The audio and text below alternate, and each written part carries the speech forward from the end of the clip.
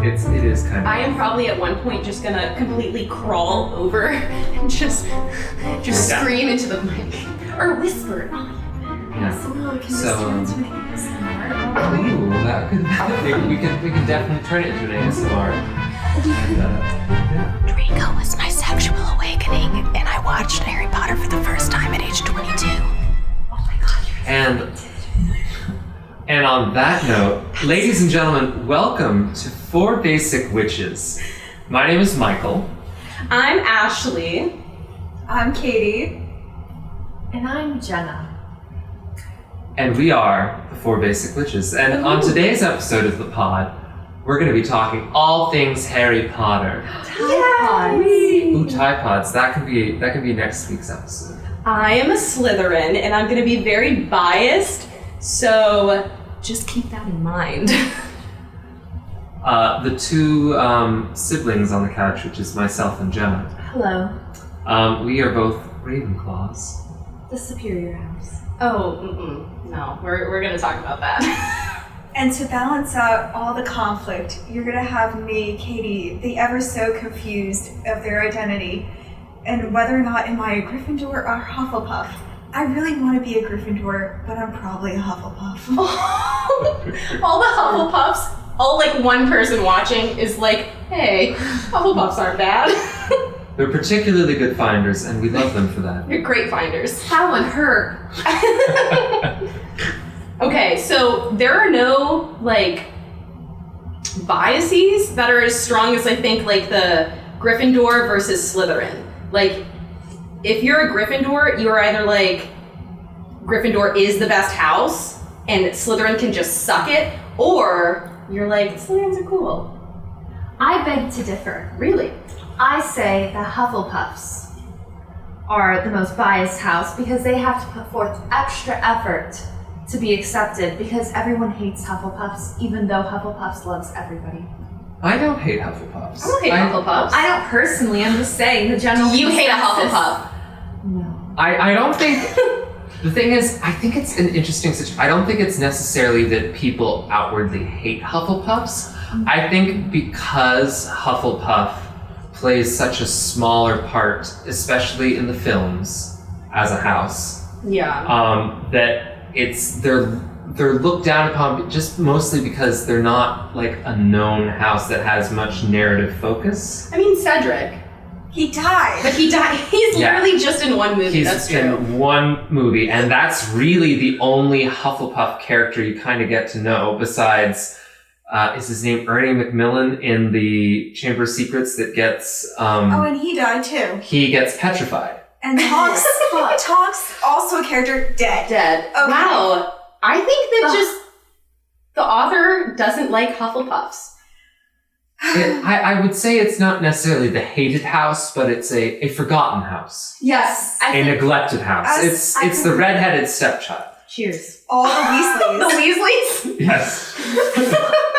They are the way that some wizarding families that are purebloods feel about the Weasleys is a lot of the way that a lot of people feel about Hufflepuffs. Oh, but honestly, the Weasleys could really fit into the Hufflepuff house as the next, they're like, because they all belong in Gryffindor, but I feel like they all could be in Hufflepuff because they're so loyal. If you think about it, I mean, other than Percy. Yeah. we have a lot of loyalty towards Harry, towards the cause. Yeah. You know, I just feel as though maybe they were mishoused. Well, is loyalty one of, I always forget, is loyalty one of like the main words of Hufflepuff House? Loyalty is the main word. Okay. Mm-hmm. You know, like, shrewd and ambitious is the Slytherin. I hate truth. But it's on all the merchandise, though. I know, like, could we not put ambitious, like, No. shrewd? First of all, it just sounds bad. I just, honestly, I think it was not a point of like, oh, which word? I think Universal Studios just was like, it's too many letters to put on a shirt. Too much embroidery.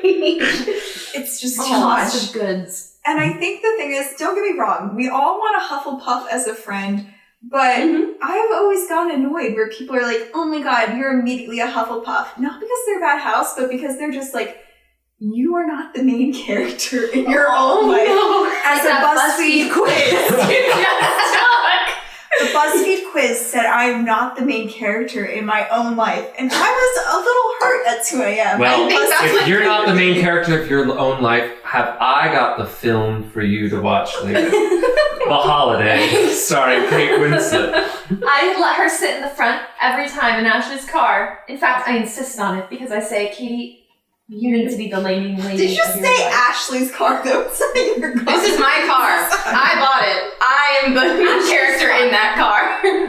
she needs, I own Robert. she needs to be the secondary Well, character. Yes. But if Ron. Katie's Harry. sitting in the back and nobody else is in the front besides Ashley, she's still the main character because Jessica Tandy in Driving Miss Daisy is the title character, Miss Daisy. So you would still technically be the leading character of your That's own what life. happens today. You were in the back seat and I was an Uber for I did it like as 2 a minutes choice. down the road. Okay, as backstory, we have 2 people in here that are over 6 feet tall, and I am barely 5'4" on a good day. So I was being kind, once again a Hufflepuff, just automatically taking the back seat. Although, my whole life I've taken the Pottermore quiz 3 times because I was really determined to prove that I was a Gryffindor. I got Gryffindor 3 times, and on one occasion, it asked me, do you want to be a Hufflepuff or a Gryffindor? And a part of me knew I should have said Hufflepuff, but my dignity said no. Your dignity said you're a Gryffindor. Well, you got Gryffindor 3 times. I know. So you're a Gryffindor. I know, but I think you are just internally conflicted. I am conflicted because now after hanging out with all of you, I realize you all think Gryffindors are dumb. Okay, Well, that's a very fair point. they are dumb. But they're brave. And we're going to pause there. For brownies. We'll be right back after the break. Welcome back, everyone. And now we're going to pick up from where we left off, which Gryffindors are stupid. Discuss. Okay, full disclaimer, I have not read the books. I have only watched the movies. I've watched them many times, but I've only watched the movies. And immediately, just from the first movie, I was like, Harry and the gang could avoid so much trouble if they were just smart and thought about what they were doing for 5 minutes. Not even 5 minutes, 5 seconds. Yes, Jenna. Based on an earlier comment that you made, Mm-hmm. I have an observation that many people, when they first view the films or read the books, they're children. Yeah. You were 22 years old.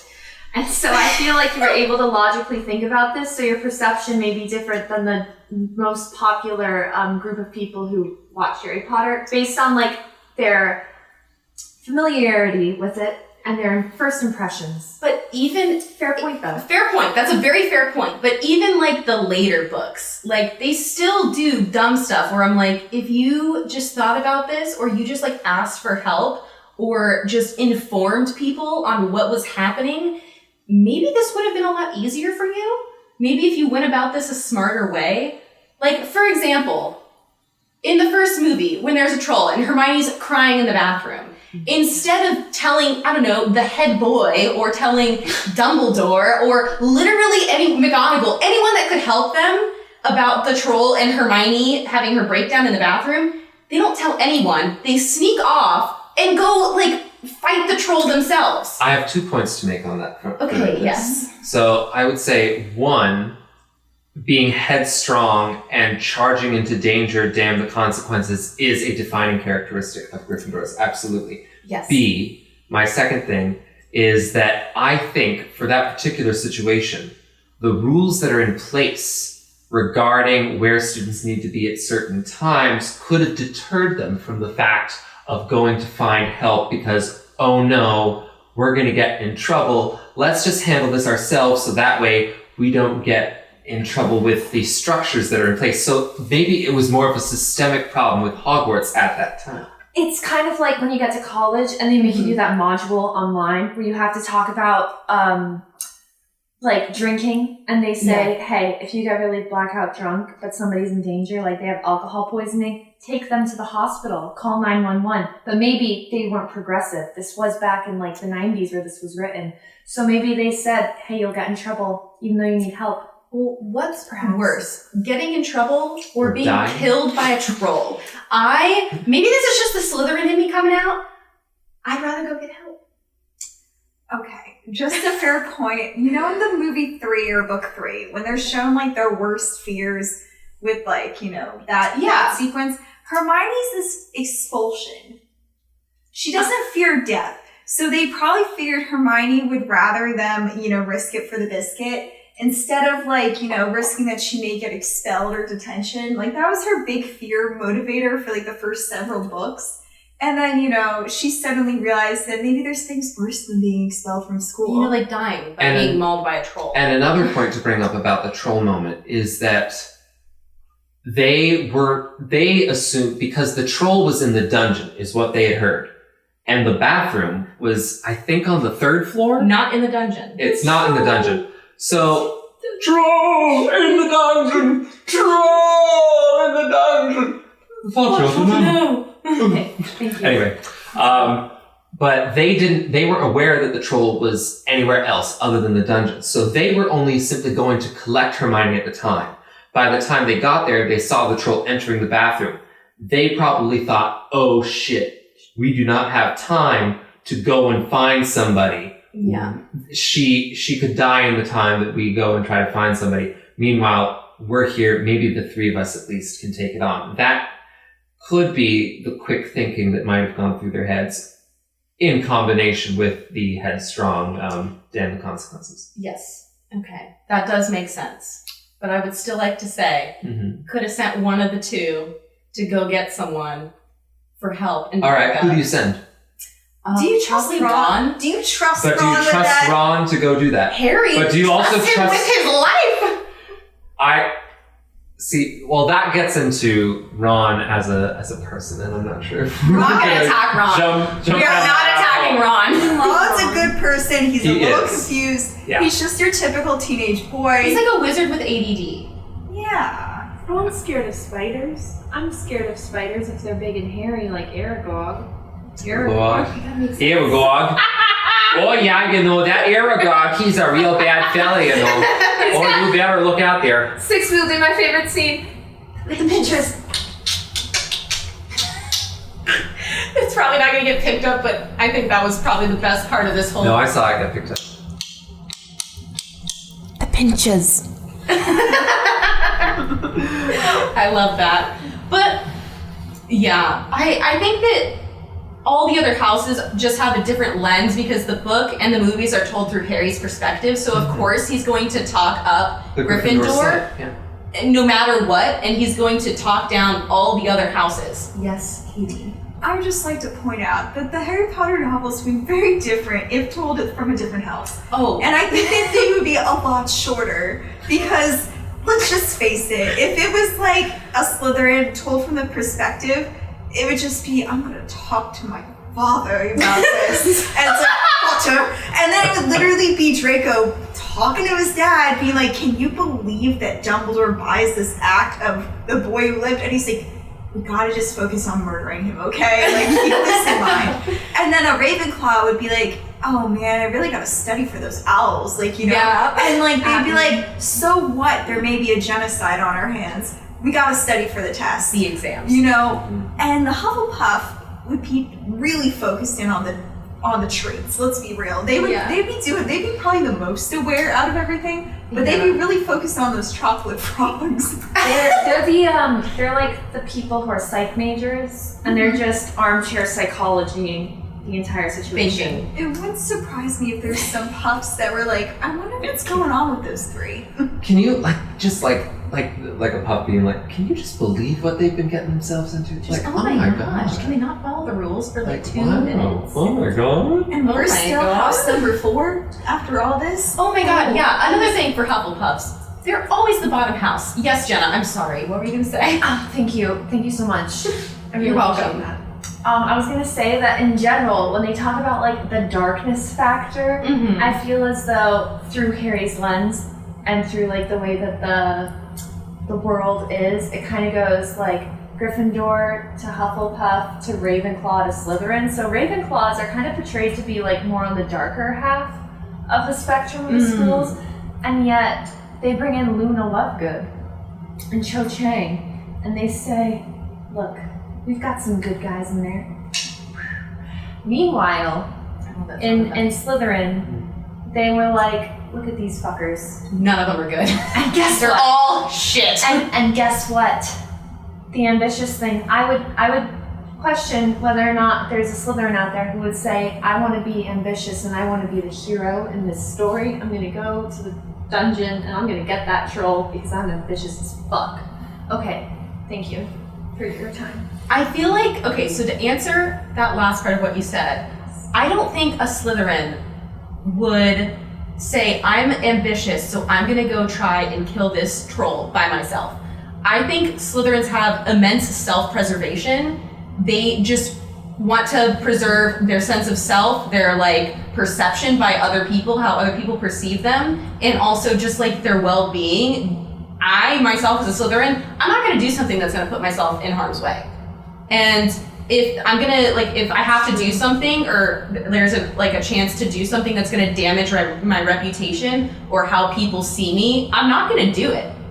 Like, I'm just not gonna do it. Which is probably why all these qualities is why you are so intrigued by the idea of a Gryffindor not thinking things through. Yeah, because you do. If, like, the first thing I would have done if I was like, oh, Jenna's crying in the bathroom, another Tuesday for her, you know? It really And there's a like troll that. on the loose. The last thing I'm gonna fucking do, I thought you were just referencing real life.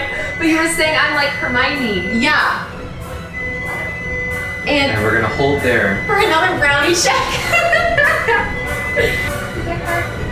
Your tongue? No, it hurt to be called Gryffindor after we just roasted them. Excuse me. You're hurt. Does anybody remember where we left off? I have not a damn clue. I do. Okay. Welcome back. We left off when Ashley was making a point about the connection between Slytherins and ambition and her own qualities reflected within Slytherin, I believe. Oh yes, okay, yeah. But I would like to point out that you yourself may think self-preservation is at all costs. I've seen in your daily life, you've consistently done things to help other people, and you have been pretty Gryffindor-like in your own scenario, taking people. You're the first person that people think to call when they're bleeding out of their And need to stomach. ride to the hospital. That is and you very need to true. ride to the hospital. So, like, a true Slytherin would think, how can this benefit me? You don't think that. Your first thought is, like, how can I do this? So I think when you're like, oh, well, if it's only going to be me in this scenario, I don't care. But as soon as another person's involved, caution to the wind. That is true. If it's like, if I'm the only person involved, I am extremely like cautious and I think through what I'm doing because I don't want to do a dumb mistake. But like, if one of my friends or like somebody needs help, I'm like, I'm on my way. Well, I do think that Slytherin and Gryffindor are two sides of a similar coin. Yeah. So I'm not surprised that there's overlap for you at all. No. Kind of like Harry. And I think the reason why people... A part of Voldemort lives inside you. Yes. Lives in And Harry could have easily been in Slytherin. I think that's why there's like been an argument where the three main characters could be arguably in other houses. Ron the Hufflepuff, Hermione the Ravenclaw, 100%. Like, and Harry the Slytherin. I mean, Yeah. let's be fair, he was a little happy to be in the Goblet of Fire. oh yeah, He took a little pride. he was hamming it up. Wow, I never thought about it like that. Mhm. I never put those three in the other houses. Because Hermione, like, Iconic. I really thought she was mishoused with, like, she should have been in Ravenclaw. But then again, she does do a lot of Gryffindor things. Like, she does rush into stuff without thinking sometimes. And, like, she sometimes forgets that she's a witch, where she'll, forget to do things with magic. And I'm just like, Does she? yeah, there was one time where Ron was like, use magic or something like that. I forgot what the exact quote was. I don't know. I didn't read the books. But that's one of the things about like the houses are like these are characters that are well rounded and Mhm. have great emotional and personality depth. So any one house isn't necessarily going to completely encompass all aspects of their personality. It's kind of like zodiac stuff. Like you have your rising sign, which is the sign that you present as or something like Zodiac that. Killer. Yes, and the Zodiac Killer pops out of nowhere and stabs you in the back. Yes. But like there's different aspects of like the full like chart of your zodiac that make up like your entire personality. I'm not a big zodiac person, so I couldn't say exactly what is what. But that is one of the reasons why, like, yeah, I'm not sure where I was going with that. I think you're just saying that I love that.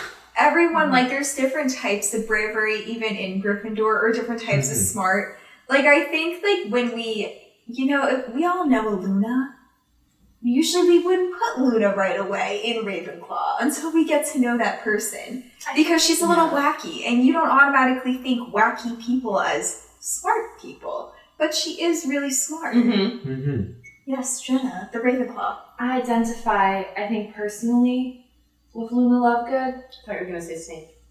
I mean, I identify with Snape, but I identify as Luna Lovegood because Luna Lovegood is just, first of all, I love her character. Yeah. She was always one of my favorites. Mhm. And I really like the way that she values her friends.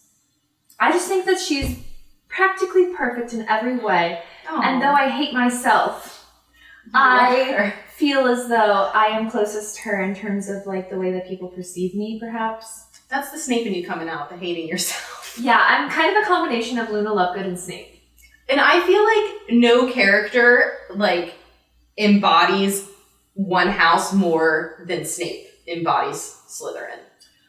Loyalty. Loyalty to Lily, honey.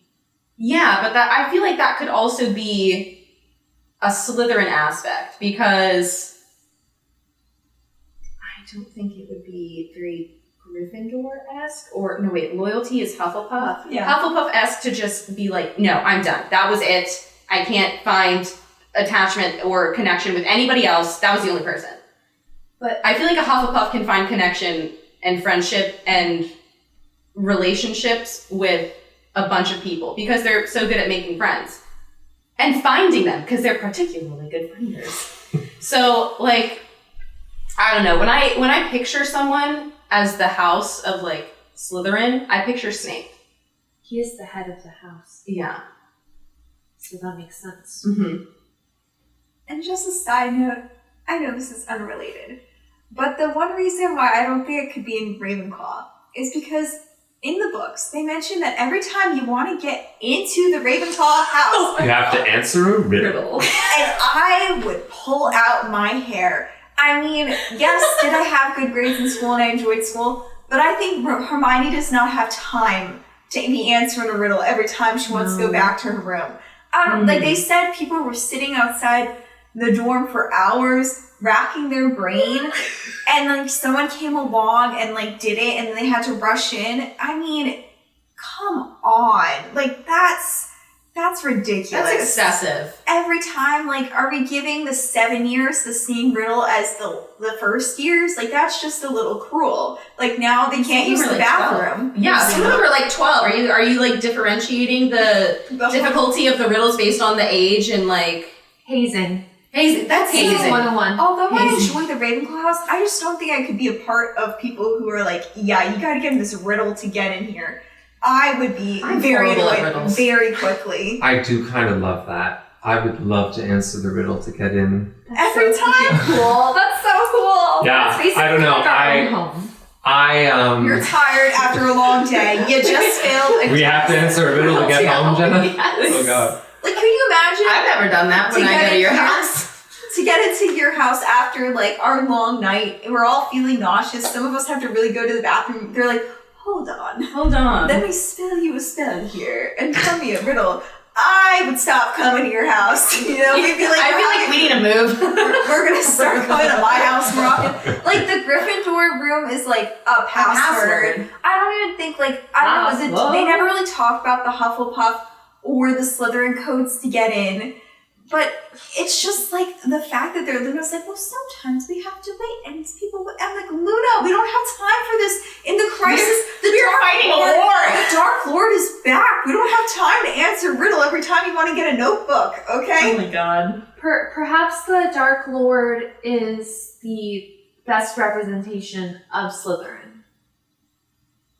No, because they're not evil. Not all Slytherins are evil. That's why I said that's why I said Snape, because I didn't want to pick like an evil character to represent the house because they aren't evil. And okay, But Voldemort is such a good representation. no. And I know that like the jury is still out on Snape and his redemption arc, but like I think he is a redeemable character, and I think So that like redeemable. he examples a lot of the best qualities and as well the worst qualities of Slytherin. Like I think he's a good representation of all of the above. Like just fully encompassing House Slytherin.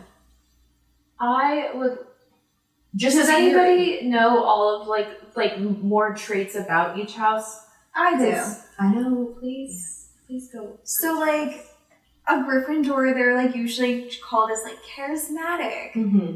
chivalry. You know, they're the ones, the knight in shining armor. You know, they're not always thinking about the dragon ahead. They're like, we gotta get the princess or prince. You know, depending on who's trapped. They're always like, we gotta be the person there because no one else is gonna do it.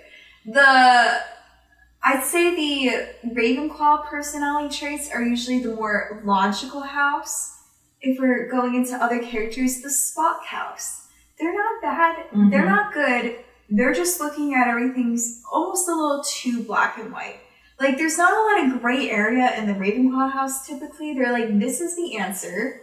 This is the way you're going to go. It's just like the pursuit It's of just truth this. and knowledge. And according to the song, Sweet Hufflepuff takes the rest.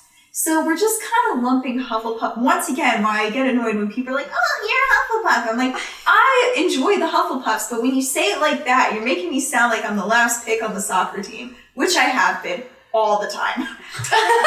And then the Slytherin are like, kind of like, you know, as we were talking earlier, shrewd apparently is a common trait. They like, I mean, that does go along with you. Like, you do like to save money wherever you can.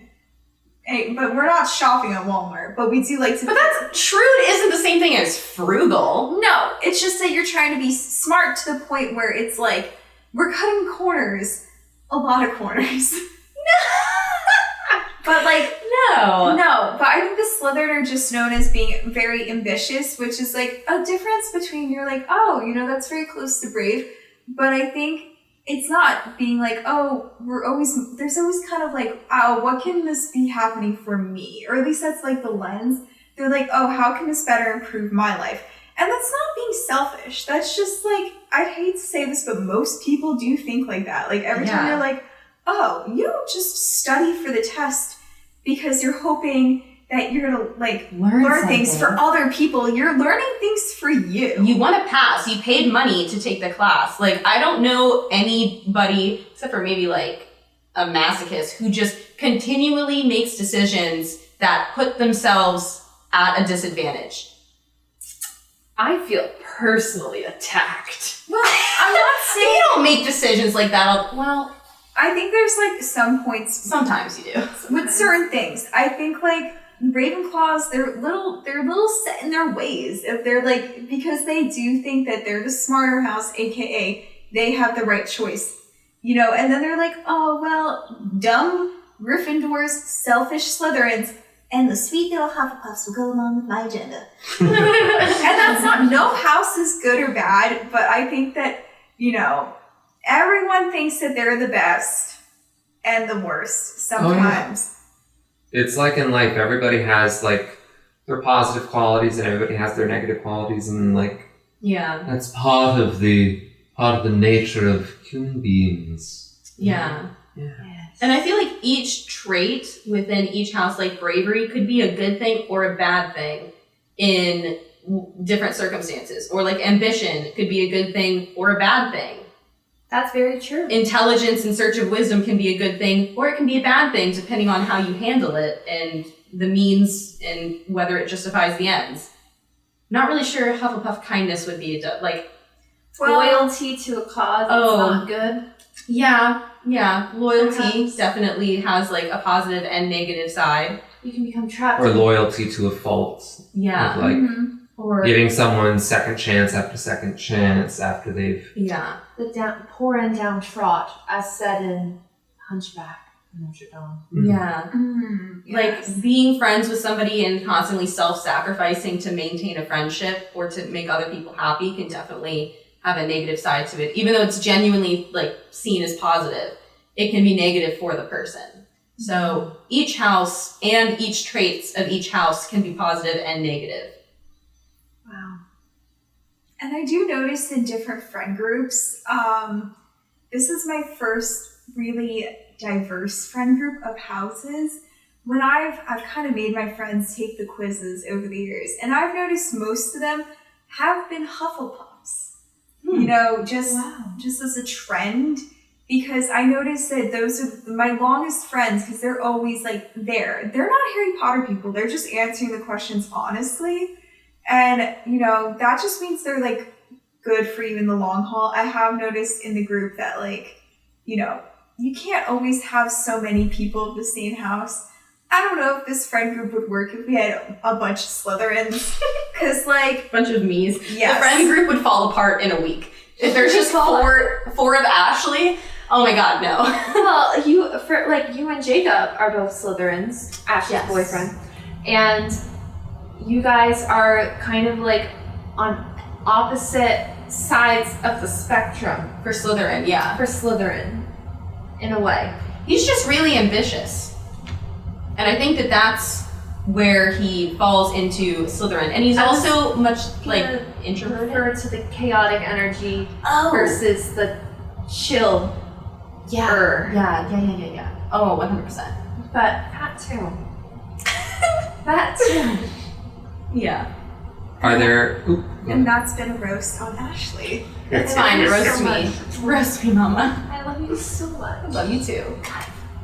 Are there any anything else that you guys need to say about the different houses? Air out about our houses. Yeah.